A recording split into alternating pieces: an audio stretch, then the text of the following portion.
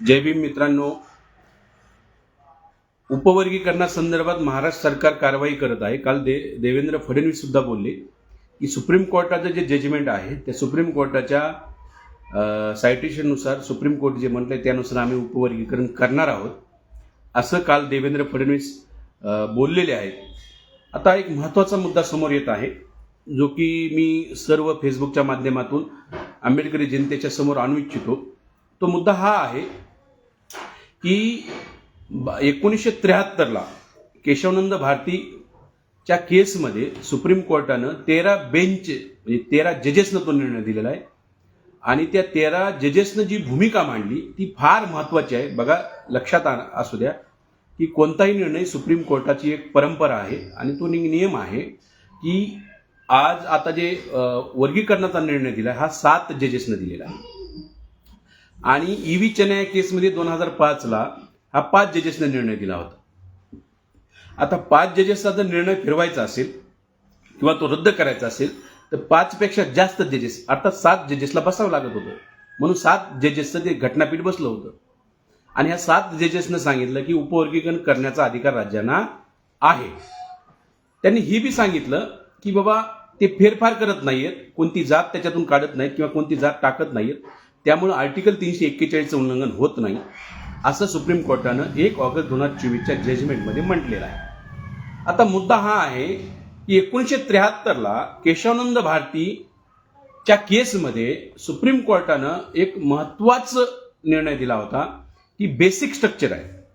Basic स्ट्रक्चरच्या संदर्भामध्ये संविधानानं जे बेसिक स्ट्रक्चर दिलेलं आहे या बेसिक स्ट्रक्चरचं कुणालाही व्हायलेशन करता येणार नाही. मग बेसिक स्ट्रक्चर काय आहे की हा भारत डेमोक्रॅटिक भारत आहे, हा भारत रिपब्लिक भारत आहे. हे बेसिक स्ट्रक्चर आहे. म्हणजे आपण सर्व लोक, सर्व भारतातील जनता मतदान करून आपले प्रतिनिधी निवडतो आणि ते प्रतिनिधी निवडलेले विधानसभेत जातात किंवा पार्लमेंटमध्ये जातात आणि मग ते देशाच्या भवितव्याचा निर्णय घेतात. हे जे रिपब्लिक आणि डेमोक्रॅटिक स्ट्रक्चर आहे, कुणीही याला उद्या पार्लमेंट जरी सगळे 100% खासदार एकत्र आले म्हणले उद्यापासून भारतात हुकुमशाही लागू करायची, ते करू शकत नाही. तो पार्लमेंटला अधिकारच नाही, तो कुणालाच अधिकार नाही, असं त्या 13 बेंचच्या घटनापीठानं निर्णय दिला होता. सेम आहे, आपला देश हा सेक्युलर स्ट्रक्चर आहे आपल्या देशाचं, हेही त्यांनी सांगितलेलं. हा निधर्मीपणाचं लक्षण आहे.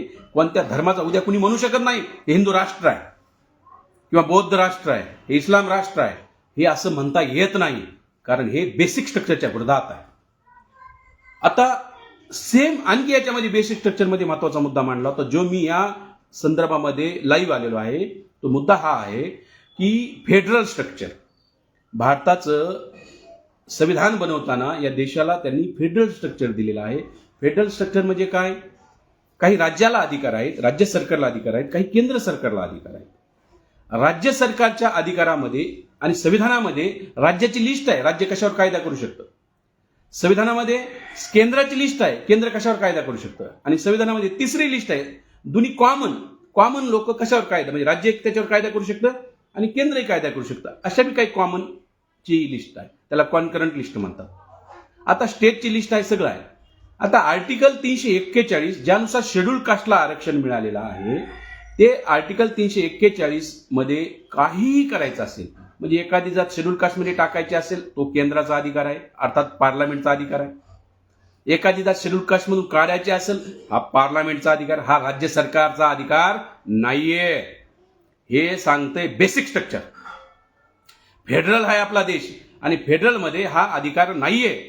आता मुद्दा हा आहे की या जजमेंटमध्ये 1 ऑगस्ट 2024च्या जजमेंटमध्ये सुप्रीम कोर्टाच्या जजेसनं सांगितलं की आम्ही हा अधिकार राज्य सरकारला देत आहोत.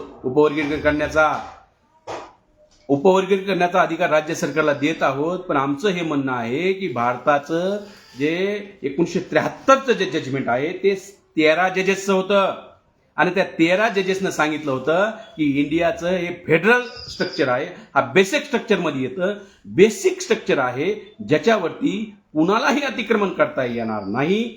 या 7 जजेसनं याच्यावर अतिक्रमण केलंय.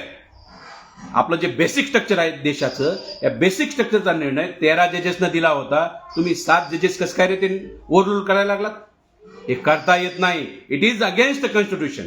इट इज अगेन्स्ट कॉन्स्टिट्यूशन म्हणजे सुप्रीम कोर्टाच्या परंपरेच्या विरोधात आहे, सुप्रीम कोर्टाच्या नियमाच्या विरोधात आहे. तुम्ही बेसिक स्ट्रक्चरचं व्हायलेशन करू शकत नाही. बघा, उपवर्गीकरण करण्याचा अधिकार कोणाला आहे?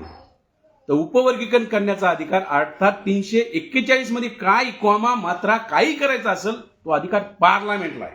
पार्लमेंट करू शकतं एसटीचं उपवर्गीकरण, पार्लमेंट एसटीचं उपवर्गीकरण करू शकतं, पण राज्य सरकार करू शकत नाही, कारण राज्य सरकारला ती पॉवरच नाही. हे आहे फेडरल स्ट्रक्चर. राज्य सरकारच्या पॉवर निर्धारित आहेत, केंद्र सरकारच्या पॉवर निर्धारित आहेत. सुप्रीम कोर्टाची मनमानी केली आणि सुप्रीम कोर्टाने काय मनमानी केली? या फेडरल स्ट्रक्चरला छेद देणारा निर्णय दिलेला आहे. It is against the basic structure of constitution. आणि हा भयानक बाब आहे.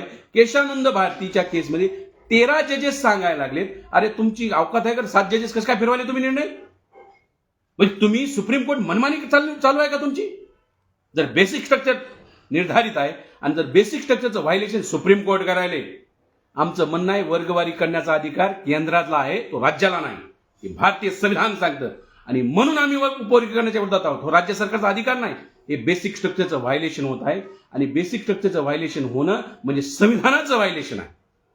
अरे आपला देश कशावर? फेडरल स्ट्रक्चर उभा आहे ना. मग असं जर असेल तर तुम्ही राज्याला जर उद्या अधिकार सुप्रीम कोर्ट कसं काय देऊ शकते? हे सुप्रीम कोर्ट मनमानी करत आहे. सुप्रीम कोर्टानं संविधानाच्या विरोधात जाऊन निर्णय दिलाय. सुप्रीम कोर्टानं बेसिक स्ट्रक्चर तोडलंय, जे की सुप्रीम कोर्टाला अधिकार नाही. त्यामुळं आम्ही येणाऱ्या काळामध्ये हे लाखो लोक जे रस्त्यावर येत आहोत, 11 तारखेला बीडला मोर्चा आहे, हा यासाठी की संविधान वाचवण्यासाठी आहे. हे बेसिक स्ट्रक्चर वाचवण्यासाठी हा मोर्चा आहे. 13 जजेसनं दिलेला 1973चा निर्णय 7 जजेस बदलू शकत नाही, त्यांना ती अथॉरिटी नाही. तर 13 जजेसला तुम्हाला निर्णय बदलायचा असेल तर 15 जजेसला आता बसवावं लागेल. घटनापीठ 15 जजेस करावं लागेल आणि मग परत तुम्ही काय बेसिक स्ट्रक्चर आहे याची परत व्याख्या करा, पुनर्व्याख्या करा आणि मग मांडा. हे जर फेडरल स्ट्रक्चर जे म्हणलं होतं ते चुकीचं आहे म्हणून. आमचं हेच म्हणणं आहे, हा राज्याला अधिकार नाही, तो केंद्राचा अधिकार आहे. त्यामुळे वर्गवारी जर करायची तर केंद्राने करावी. केंद्राचा अधिकार आहे. आर्टिकल 341 मध्ये काय जरी करायचं असेल ते अधिकार, एखादी जात करायची उद्या म्हणते केंद्र सरकार असे करू शकते, एखाद्या शेड्यूल कास्टच्या जातीला त्याच्यातून काढून टाकू शकते. हे त्यांचा पॉवर आहे. या पॉवरमध्ये हस्तक्षेप सुप्रीम कोर्टानं करू नये. हे सुप्रीम कोर्ट या बेसिक स्ट्रक्चरच्या मध्ये हे करायला, हा महत्वाचा मुद्दा समोर येत आहे. आपल्या समाजातील काही विचारवंत अभ्यासकांनी हा माझा मुद्दा लक्षात आणून दिला. त्यामुळं इथून पुढे 2 गोष्टी लक्षात ठेवा. वर्गीकरणाच्या संदर्भात आम्ही विरोधात का आहोत याचं कारण आहे हे बेसिक स्ट्रक्चरचं व्हायलेशन आहे.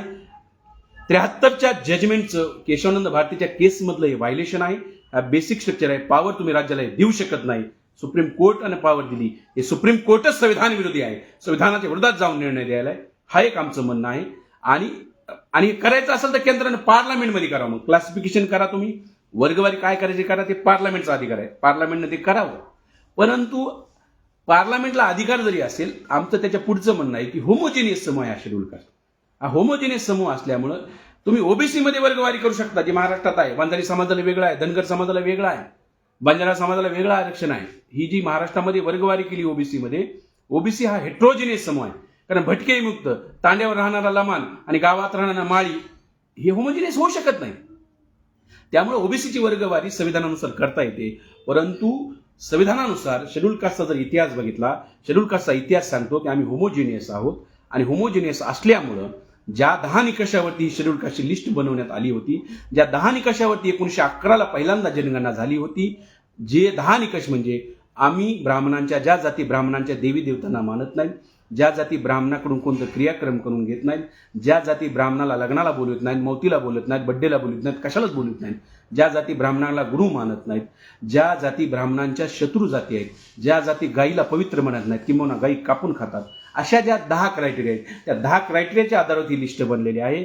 आणि त्यांनाच 1935च्या मध्ये शेड्यूल कास्ट ज्यावेळी शब्द आला त्या शेड्यूल कास्टच्या लिस्टमध्ये इन्क्लूड केलेलं आहे. आणि त्यांनाच राष्ट्रपतीने 1950ला भारताच्या संविधानानं आणि भारताच्या पार्लमेंटनं, संविधान सभेनं त्याच लिस्टला शेड्यूल कास्ट म्हटलेलं आहे.